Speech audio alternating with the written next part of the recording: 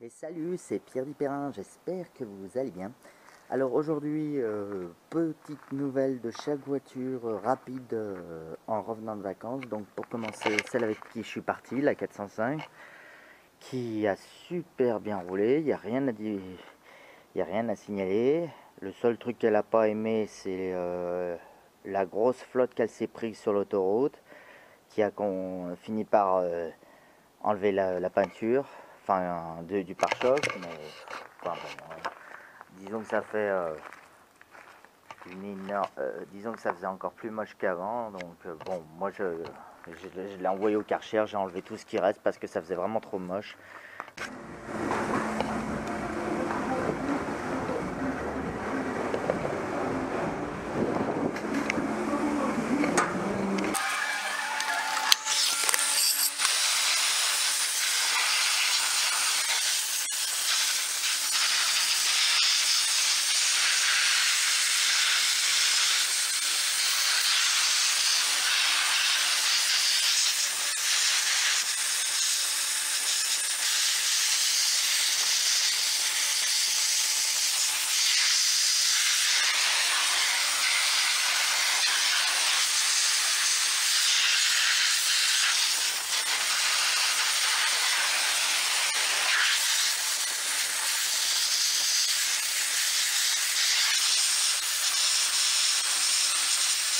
Vaut mieux l'avoir sans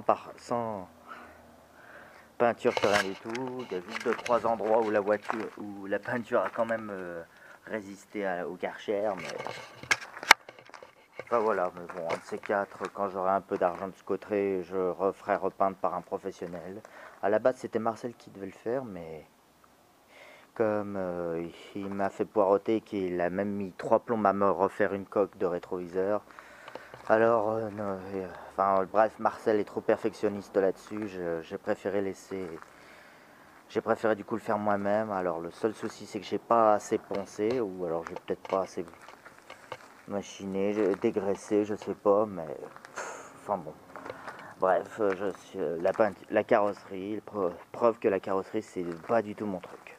On a beau m'expliquer, faire machiner, moi le problème c'est que la carrosserie c'est pas assez rapide pour moi. Je sais qu'il faut être un petit peu méticuleux pour être carrossier et c'est pas du tout mon cas. Enfin voilà, donc dès que j'aurai un peu de sous de côté, je demanderai à faire les deux pare-chocs à la fois parce que l'autre aura bien besoin d'un petit coup. Là-haut, là et là aussi. Enfin bref, c'est pas mal. Mais bon, elle a super bien roulé pour une bagnole qui a totalisé bientôt 300 000 km. Enfin dans 20 000, enfin dans 15 000. Mais enfin voilà, pour une bagnole payée à peine 300 €, moi je trouve que c'est déjà pas mal.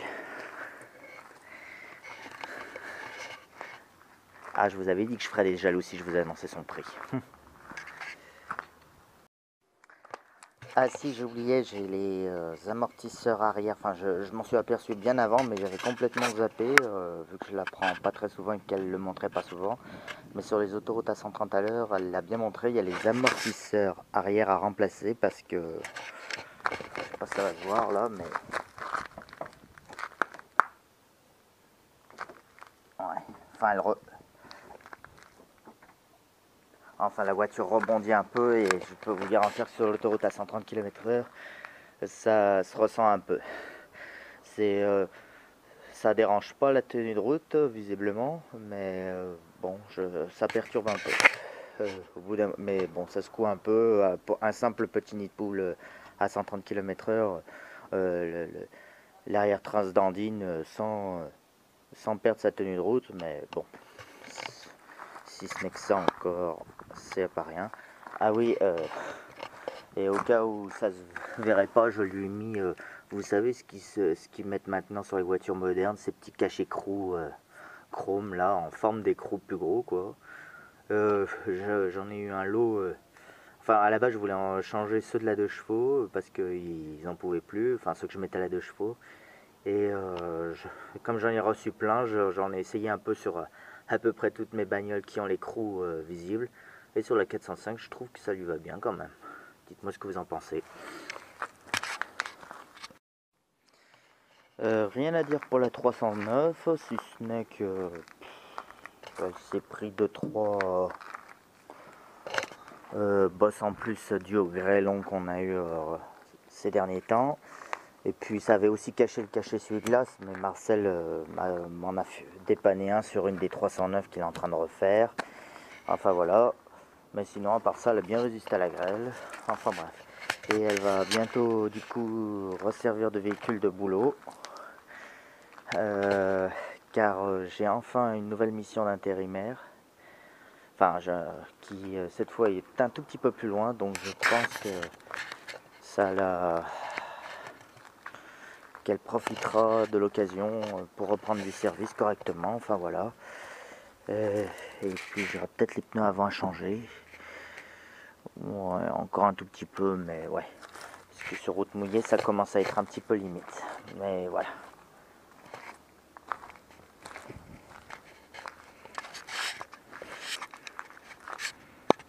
Alors, pour la Super 5, alors elle se porte plutôt bien. Bon, j'ai eu quelques petits ennuis qui ont fait que j'ai pas pu vous diffuser les vidéos essais avant les vacances. Notamment des ennuis de compteur. Voilà, sinon extérieurement, bon ben, je lui ai changé ses feux arrière. Tiens, alors ça c'est pas la grêle parce que ça s'est fissuré. Oula, ça s'est fissuré dans le box ça. Mais bon, c'est pas grave. Enfin bref, je lui ai changé aussi le clignotant. L'avant gauche était plutôt récent, donc surtout l'avant droit qui avait tellement jauni qu'on le voyait pas clignoter en plein soleil. Enfin voilà.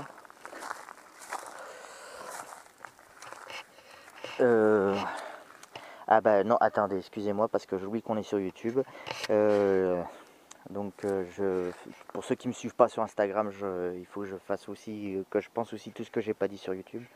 Alors nouveaux enjoliveurs, enfin j'ai changé les roues, j'ai mis des enjoliveurs, comment ils s'appellent ceux-là? Ah oui, les Delta, c'est ça. Voilà, parce que moi je préfère, personnellement, je trouve que ça lui va mieux que les trucs style rallye qu'elle avait avant. Je sais que c'est d'origine à la série spéciale, mais bon, je suis pas trop fan de cette série spéciale.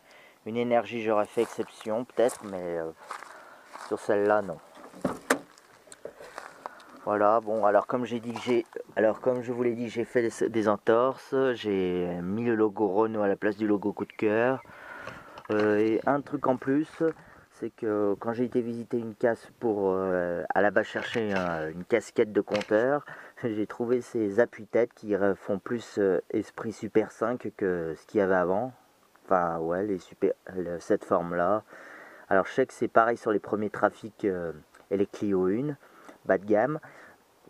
Enfin, tu me diras les Super 5 bas de gamme aussi, mais bon, j'ai voulu la Super 5 Énergie avec ces appuis-têtes là, donc j'ai voulu lui mettre ces appuis-têtes là.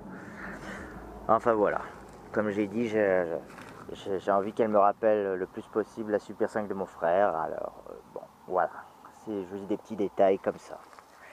Bon, alors oui, alors comme tout passionné de Super 5 qui se respecte, oui, en voulant changer une ampoule que j'ai même pas pu réparer en plus sur l'ancien compteur, l'ampoule du feu de position, j'ai cassé la casquette de compteur. C'est vraiment une pièce qui, je sais pas si c'est la chaleur ou si c'est fragile de base, mais putain, regarde-moi ça. C'est vraiment d'une fragilité, c'est pire que du verre, c'est ce plastique. Alors j'ai vu j'ai vu beaucoup trop tard qu'il existait des kits de réparation, mais bon, le seul qui font ça, c'est le forum Super 5. Et qui refabrique même en 3D des casquettes de compteur, mais le problème c'est que c'est pas donné. Alors il y en a à peu près, soi-disant bas de gamme en 4 morceaux qui serait pas trop cher, mais il est indisponible. Et puis il y en a un autre qui coûte presque 400 €. Alors je dois vous avouer que j'étais prêt à les mettre tellement la rareté de la pièce est incroyable, et que si c'est pour avoir de l'occasion une pièce aussi fragile que celle-là, c'est pas la peine. Surtout que j'ai fait le tour des casses, j'en ai absolument pas trouvé. Bon, alors moi je m'en suis fabriqué un avec... ouais, je me suis amusé pendant les vacances à fabriquer ça. Et puis j'ai aussi changé le compteur parce que le journalier revenait pas au point zéro et j'ai essayé de le réparer, mais j'ai perdu un engrenage en démontant le compteur. Alors j'ai racheté un nouveau compteur, j'ai réussi à remettre son kilométrage et puis enfin voilà.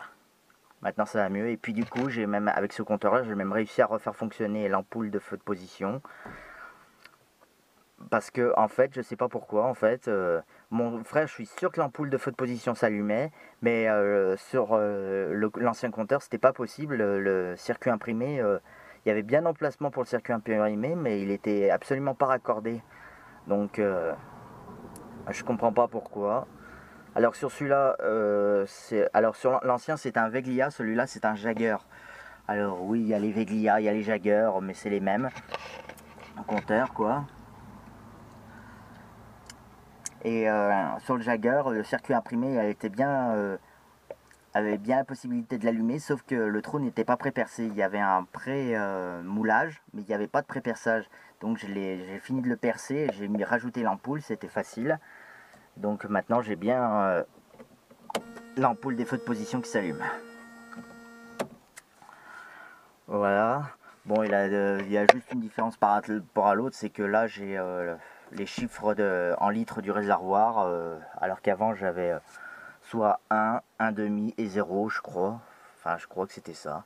Et cette fois, du coup, ce compteur a le journalier qui fonctionne. Parfait. Rien à dire. Donc, je pourrais toujours pas vous dire combien il consomme tant que j'aurais pas fait un plein complet avec un compteur qui fonctionne.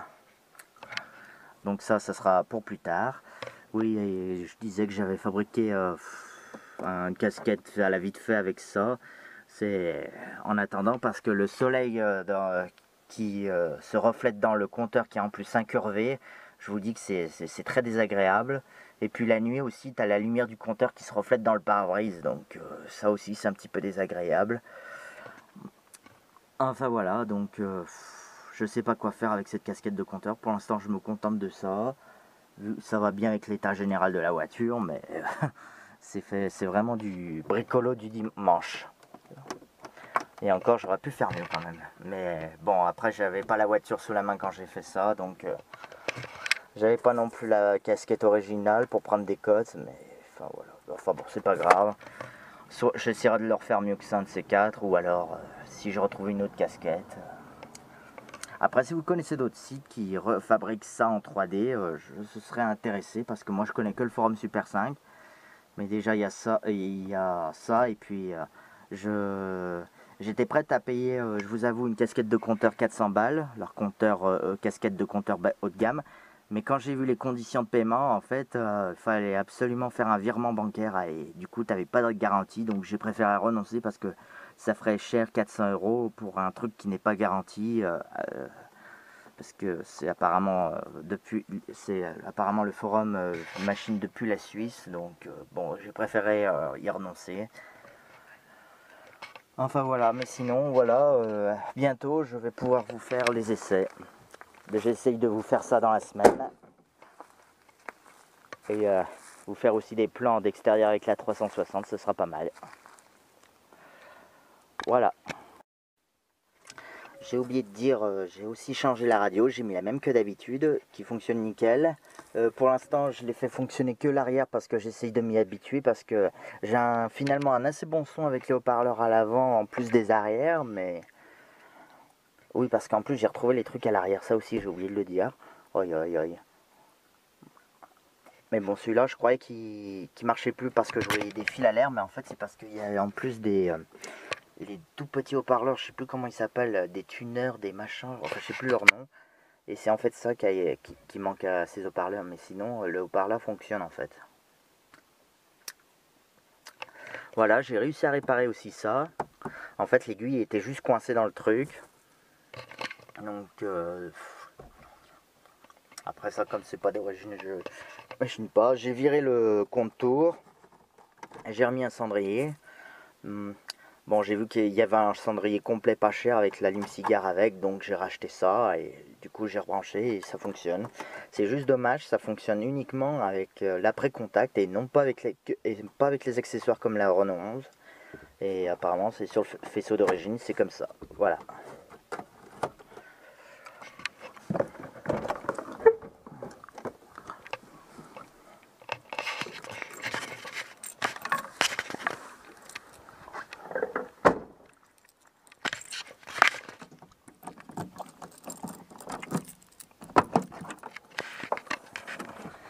Donc je disais, je lui ai trouvé ces deux supports de plage arrière et une plage arrière du coup. Alors la plage arrière je l'ai acheté sur internet, par contre j'ai dû improviser des fixations parce que tout était cassé. Ces trucs là je les ai trouvés dans une casse. Voilà, elle va chercher une casquette de compteur, bon, au final j'ai trouvé ça, des enjoliveurs et des appuis-têtes, enfin voilà. Et puis là aussi, il y a apparemment les trucs ont été pétés, donc j'ai fait tenir comme j'ai pu les ficelles, avec des bouts de plastique qui traînaient, enfin bref. C'est vraiment du rafistolage.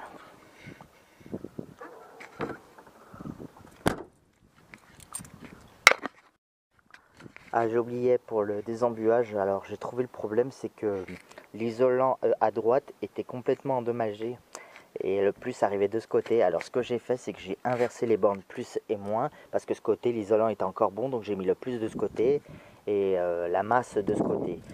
Apparemment c'était ça qui court-circuitait. Donc j'espère, le problème c'est que je ne sais pas encore s'il fonctionne, j'ai pas encore eu assez de mauvais temps pour le tester. J'ai pas encore, j'ai pas pensé à regarder s'il y avait ça, mais bon, il n'y avait aucune Super 5 de la même couleur, donc... ah merde. Donc j'ai pas pu vérifier ça. Et il y a autre chose aussi que j'ai changé, parce qu'au départ ça puait l'essence, mais je croyais que ça venait du bidon que j'avais amené comme quand je suis allé la chercher, parce que je l'avais laissé un moment, le bidon, mais en fait ça venait de là-dedans, l'odeur. J'avais la durite là qui était cassée sur l'ancienne jauge, donc j'ai changé la jauge. Alors j'aurais peut-être pu vous faire un tuto sur changer une jauge, mais franchement c'est facile comme tout, il faut dévisser ça. Et il y a quelqu'un qui restaure, mince j'ai oublié son nom, en plus je l'aime bien lui, qui restaure une GT Turbo, qui montre comment c'est fait, c'est monté exactement pareil. Hein, donc, mais putain, j'ai vraiment une très mauvaise mémoire des noms, ça me saoule. Enfin voilà.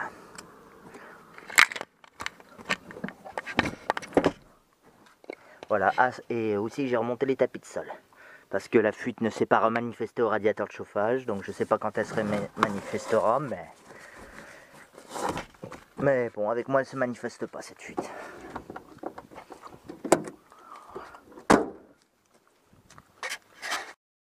Alors pour la Renault 11, rien de spécial, j'ai juste le pare-brise à changer parce que il y a une fissure qui s'agrandit de plus en plus. En plus depuis le poste de conduite, parce que j'avais bien vu quand je l'avais acheté qu'il y avait une micro impact sous l'essuie-glace là. Je l'avais même vu le premier jour où on est allé la voir, mais elle a mis plusieurs années à se manifester la fissure, donc je sais pas si c'est dû à la grêle ou à la chaleur, parce que je l'ai laissé pour le week-end, il n'y avait rien, et je la reprends le lundi et elle y était. Et comme il y a eu la grêle et les chaleurs en même temps, enfin voilà. Voilà, et je lui ai, à la casse où je cherchais des pièces pour la Super 5, je lui ai trouvé des enjoliveurs Saturn. Alors normalement ça devait être pour la Super 5, mais bon, je préfère les Delta sur la Super 5. Et puis je les ai essayés sur la R11 et je trouve que ça lui va bien pour les enjoliveurs hiver. Enfin pour l'instant je les mets en été là, mais parce que j'ai pas eu le temps de m'en occuper, mais je pense que prochainement je les enlèverai, je les remettrai avec ces pneus hiver. Enfin voilà. Bon, pour la BX, écoutez, tout va bien. J'aurais aimé la faire rouler un peu, mais mais bon, l'occasion s'était pas trop présentée. Enfin, il y a eu une occasion qui s'est présentée, mais elle a eu un petit problème. Enfin bon, elle a eu. Il y avait le démarreur qui faisait des siennes, où il fallait taper sur le démarreur pour qu'elle finisse par démarrer. Et un jour où je voulais chercher des pièces à une centaine de kilomètres pour la Super 5, dans une casque qu'on m'avait beaucoup parlé mais que j'étais jamais allé en Haute-Loire. Enfin voilà, et je voulais que la BX profite de l'occasion, mais bon, j'avais réussi en tant bien que mal à démarrer ce jour-là, elle a fini par démarrer. Je me suis juste arrêté à la banque retirer de l'argent, mais en pensant que d'habitude elle le fait pas à chaud ça, mais elle le faisait qu'à froid. Mais là, devant la banque, la honte qu'elle m'a mis, il a fallu que je tape sur le démarreur en plein centre-ville. Donc pour vous dire qu'elle m'a mis un tout petit peu la honte. Mais bon, du coup, je lui ai changé son démarreur. Alors, je vous ai pas fait de tuto parce que franchement, c'était un petit peu galère. Enfin, c'est pas que c'est galère, c'est que enfin, si, c'était un petit peu galère. Alors, ah, il est là. Je cherche la tirette. Alors, c'est pas que c'était galère à aller chercher, c'est que le problème, c'est qu'il y avait plein de trucs à dégager. Il y avait la goulotte de remplissage d'huile, il y avait la durée d'embrayage. Et puis surtout, je sais pas pourquoi, Citroën a mis des vis à tête scippante pour maintenir le démarreur, au lieu de vis classiques.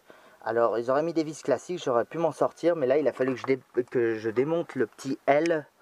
Enfin, je sais pas si vous allez voir, mais il y a un espèce de L qui actionne le mécanisme d'embrayage, enfin une espèce d'axe là, en forme de L. Ouais, bon, ça m'étonnerait que vous allez voir. Mais bon, il a fallu que je démonte cet axe parce qu'il y en a un qui passait en plein devant la vis du bas du démarreur. Et puis surtout, l'ancien démarreur avait un support arrière, mais comme le nouveau démarreur est plus long et n'a aucune fixation pour ce support arrière, je n'ai pas remis le support arrière et puis il marche très bien comme ça, hein, à l'arrière du démarreur, enfin bref. Et autre chose aussi, voilà, bon ben ouais, j'ai mis un démarreur qui était pas moins cher qu'un démarreur de Renault, sinon, mais bon après c'est des trucs PSA, donc voilà, il y a un démarreur tout neuf de marque Bolk qui n'a pas eu besoin d'un renvoi de pièces, donc c'était parfait. Sur Mister Auto, je l'ai acheté, enfin voilà, et c'est vrai qu'il est un petit peu moins bruyant qu'avant.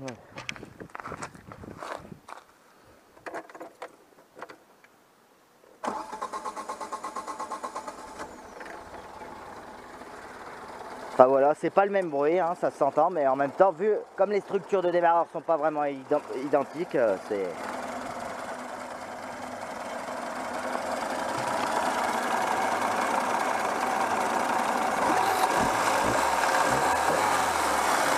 Enfin voilà.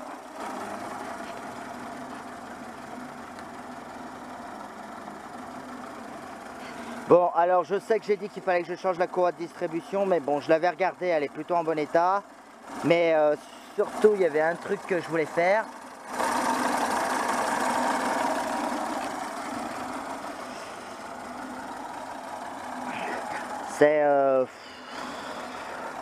C'est que, et encore, elle me l'a pas fait aujourd'hui, mais je me demande si je sais que ce moteur a le défaut de user ses joints de queue de soupape.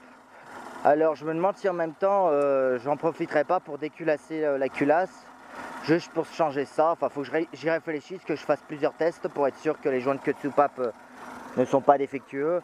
Après, c'est pas si méchant que ça, hein. Les joints de queue de soupape, en fait, c'est si on se sert du frein moteur dans une descente.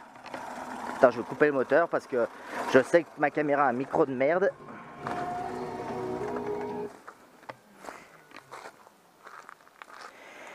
Oui, donc je disais,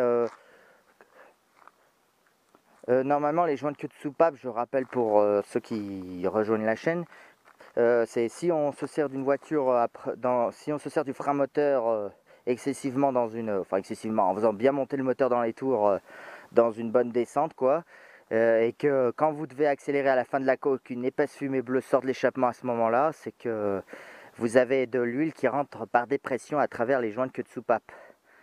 Enfin voilà, en général par les soupapes d'admission, hein. Donc et quand vous accélérez, toute l'huile qui s'est accumulée dans l'admission ou le cylindre, voilà, finissent brûler à l'accélération, et c'est pour ça. Et donc ça m'est arrivé à la 2 chevaux, même si la 2 chevaux me le refait un petit peu encore, donc enfin, j'ai dû mettre des joints de queue de soupape de merde. Mais bon, la 2 chevaux, à côté de ça, c'est facile parce que là, pour aller les chercher, il faut complètement déculasser. Donc est-ce que ça vaut le coup là? Est-ce que je fais juste le joint de queue de soupape parce que ça n'empêche pas la voiture de rouler, à moins que une... là, c'est encore assez raisonnable, mais... Et encore, je vous dis, elle me l'a pas refait là aujourd'hui. Pourtant, je viens de me faire une belle descente là, mais elle me l'a pas refait là, donc je sais pas. Donc, je vais rouler un petit peu encore, et puis je me demande si je vais pas la faire monter... Après, c'est une voiture qui n'a pas été à l'arrêt, hein. Elle servait régulièrement. Je sais que la distribution a été faite au moins une fois, mais parce qu'il y a une étiquette qui le montre. Mais je me demande si je vais pas attendre qu'elle soit montée à 200 000 pour faire ça. Bon, elle en est un peu loin, et puis surtout, je m'en sers pas si souvent que ça, la BX. Enfin bref. Après, pour ceux qui me disent t'as qu'à le faire en prévision, alors j'ai horreur de la prévision. En plus, alors la prévision, c'est bien joli, mais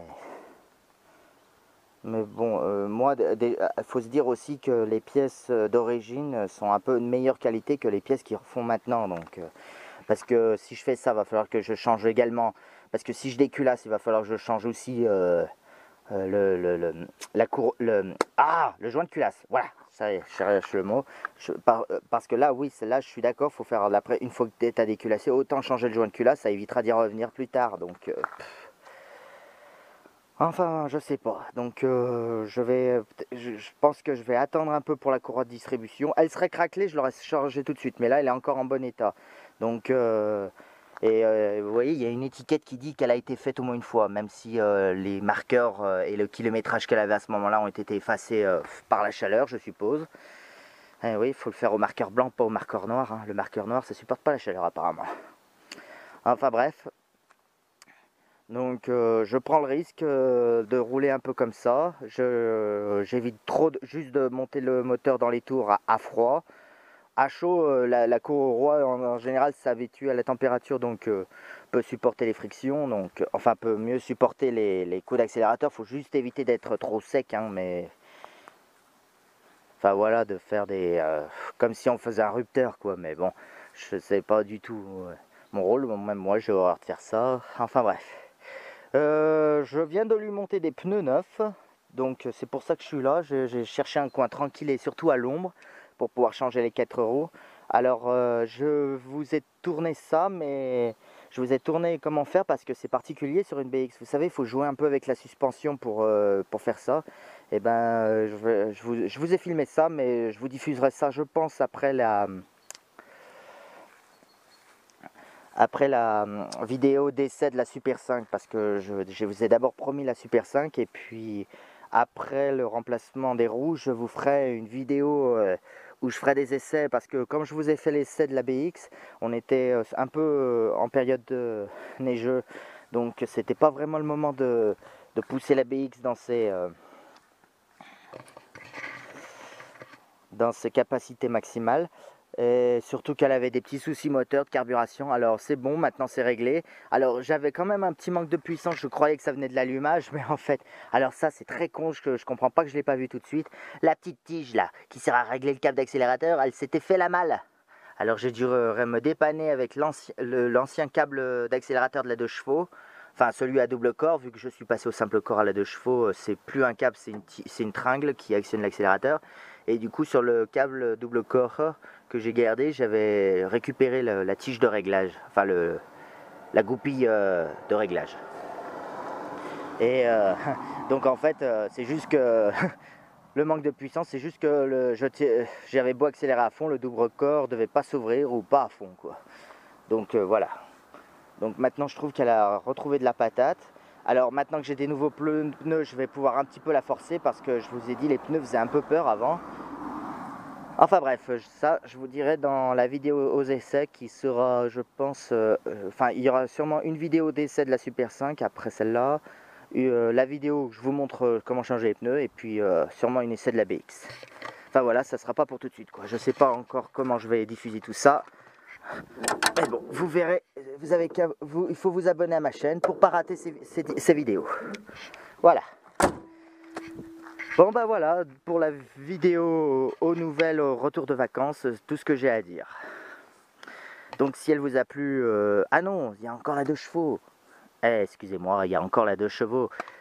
Allez, à la 2 chevaux. Bon, allez, on termine avec la 2 chevaux, comme d'habitude. Voilà la bosse qu'on m'a fait sur un parking.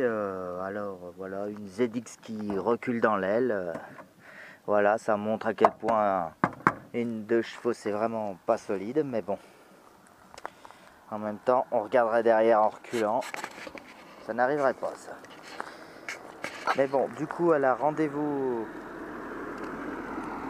on a fait un constat et tout. L'expert est passé.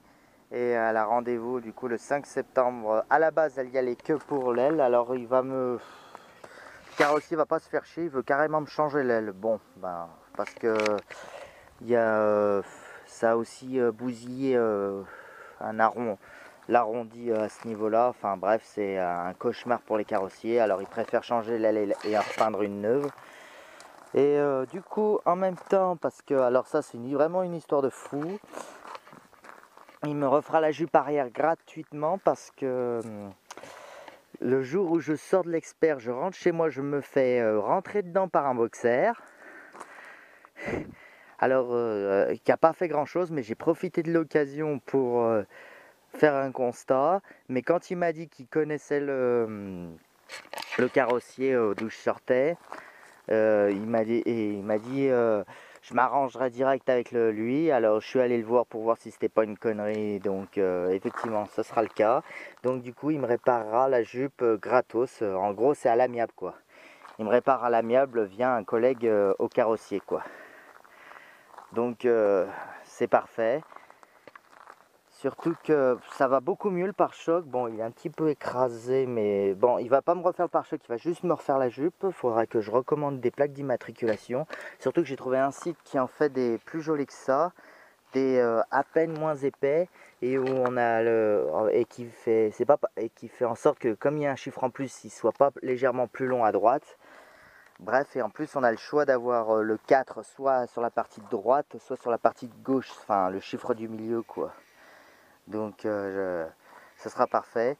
Bon, il y a juste quelques trucs que j'ai vu avec le carrossier, c'est que je dois lui enlever tous les feux, peut-être pas la plaque d'immatriculation, enfin bref, et le pare-choc. Surtout que le pare-choc, j'ai oublié de vous le dire, mais je l'ai renforcé. Alors ça ne se verra peut-être pas trop là, mais ouais. Normalement d'origine ces pare-chocs là sont fixés direct sur la jupe. Et sur les anciennes 2 chevaux normalement il y a un renfort contre la caisse, mais c'est de la merde quoi. Donc pour des petits chocs. Donc et moi du coup j'ai fait en sorte que ce pare-choc soit fixé. J'ai créé des supports qui sont dans le châssis. Je sais pas si on les voit là. J'ai dû découper un peu la jupe pour ça. Mais bon voilà donc.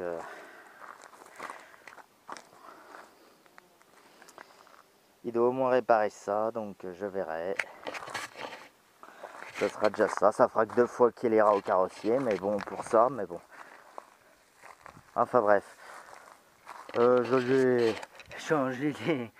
Je vous ai dit, j'avais commandé des machins, mais j'en ai reçu beaucoup trop. Je me suis fait avoir sur la quantité. Et... enfin bref, c'est pour ça que j'ai fait le tour. À la base, c'était juste pour elle que j'ai commandé de nouveaux boulons de roue. Alors, c'est juste que moi, je préfère voir les boulons et les mettre en valeur, moi. Mais bon, enfin, sur la 2 chevaux, quoi. Enfin bref, parce que c'est vrai que j'aurais pu mettre des enjoliveurs inox, mais j'aime pas ça, j'aime pas trop ça, parce qu'on voit pas du tout le mouvement de la roue après. Enfin bref, c'est qu'un détail à moi. Et puis il va falloir que je fasse une balade de nuit, parce que j'ai envie de préparer un petit sujet qui me chagrine en ce moment. c'est les reproductions de lampes jaunes.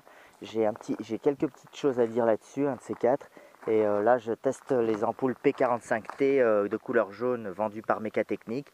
Parce qu'il y a des sociétés qui refont des refabrications, mais c'est de la merde. Enfin, je vous expliquerai ça un jour.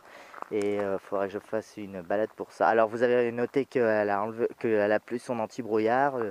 Mais bon, je l'avais enlevé juste pour l'expertise parce que elle ne me l'a pas cassé quand elle m'a rentré dedans, elle ne l'a pas touché. Hein. Je l'ai juste enlevé parce qu'il est facile à enlever. J'ai fait en sorte que ce soit un truc facile à enlever pour les nationales. Donc voilà, mais quand le carrossier aura fini, je le remettrai peut-être. Là, c'est juste pour pas que ça gêne le carrossier. De toute façon, il doit juste me changer l'aile. J'ai dit que je lui enlèverais peut-être au moins le clignotant.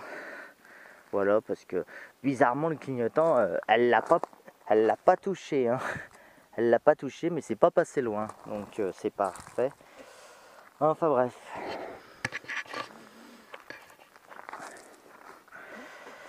Ah si, et puis je vais changer la plaque d'immatriculation à l'avant parce que... alors ça, c'est un truc... D'ailleurs, je voulais voir un truc. Ah si, il a un petit peu de raclé en dessous. Oui, parce que il y a une route vers chez moi que j'aime bien prendre, mais la 2 chevaux n'aime pas trop si je vais trop vite. Parce que il y a un endroit, il y a une espèce de renfoncement où la 2 chevaux n'arrête pas de racler par terre. Et bon, je vois que ça a un bunny un peu en dessous du pare-choc, mais c'est pas trop méchant. Mais ça a surtout abîmé la plaque d'immatriculation, comme vous pouvez le voir. Donc je vais profiter de commander des plaques arrière pour changer aussi la plaque à l'avant. Mais du coup, je me demande si je vais pas légèrement la rehausser de l'avant là, comme j'avais fait à la 2 chevaux verte, parce qu'à la 2 chevaux verte, j'avais le même problème et je l'avais rehaussée à l'avant juste pour ça. Alors, quand j'avais fait la suspension arrière, j'avais noté que normalement elle est 1 cm plus haut que l'origine, mais je sais pas si je la remonte 1 ou 2 cm en plus. Enfin, je sais plus. Enfin, je sais que c'est faisable, mais enfin voilà. Donc j'aurai sûrement au projet de rechanger ah zut. J'ai sûrement projet de la rehausser à peine là parce que j'en ai marre qu'à sur cet endroit elle me racle le pare-choc toujours au même endroit. Enfin bref, c'est qu'un détail. Ouais, c'est vrai que y a des fois j'oublie toujours de freiner à cet endroit là et, et les freins en plus ça aide pas quand dans ce cas de figure. Faut que je pense aussi à relâcher sinon elle plonge trop. Enfin bref. Allez. C'est dommage que ça n'a pas tapé l'aile parce que j'ai jamais fait réparer ça. Quoique ça c'est bien... Ça redevient bleu, hein. La tache noire disparaît un petit peu plus toute seule à force de laver. Hein. Mais bon. Enfin bref. Et je trouve dommage parce que moi j'ai dit si je dois changer les ailes, j'ai dit que je mettrais des ailes sans clignotant. Mais bon, le problème c'est que j'ai beau essayer de voir à la nationale tous les types de systèmes de clignotants qu'il pouvait y avoir à l'avant. Alors, alors il y avait la possibilité des ailes, des clignotants au-dessus des ailes comme les tractions ou les coccinelles, mais bon. Il y en a un qui vendait un kit pour que les clignotants soient dans les phares, alors ça non plus, j'aime pas du tout. J'ai pensé aussi à enlever ces caoutchoucs et mettre des bandeaux LED à la place, mais enfin je sais pas, non, ça fera moche. Mettre des clignotants de moto là ou là aussi, je trouve ça nul, donc bon, tant pis, autant laisser les clignotants là, hein, ça... Enfin bref, il faut qu'il y ait des clignotants à l'avant parce que pour des raisons de sécurité, hein, et donc je préfère laisser les clignotants. Et puis de toute façon, au contrôle technique, j'aurai pas le choix parce que je rappelle que j'ai une carte grise de 79. Enfin bref. Bon écoutez, on va conclure cette vidéo là-dessus. Si elle vous a plu, mettez votre plus gros pouce bleu, un commentaire, ça fera toujours plaisir.